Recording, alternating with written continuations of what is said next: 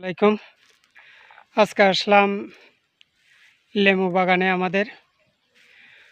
তো এই ভিতরে অনেক দিন পরে আসলাম। সাথে আছে পাহাড়ি গুলবরই, দেখেন আপনারা। এটা অনেক ভিতরে, পাহাড়ের ভিতর, আমাদের বাড়ি থেকে অনেক দূরে। ওই খুব সুন্দর বরই গাছগুলো, খুবই মিষ্টি বরই, পাহাড়ি বরই। পাহাড়ে বলতে এখানে আসা খুব একটু কষ্টকর। এখানে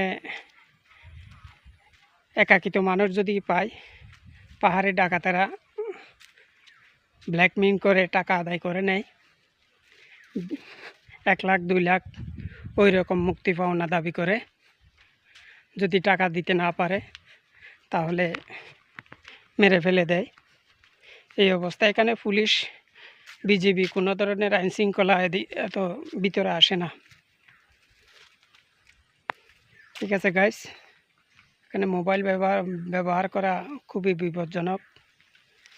তারপরেও আমি আপনাদেরকে দেখানোর জন্যে একটু মোবাইলটা ধরলাম। সাথে করে লেবুও নিছি অনেকটা খাওয়ার জন্যে। তো দেখেন প্রকৃতির সৌন্দর্য অসাধারণ। রাখি। আসসালামু আলাইকুম রহমতুল্লাহ।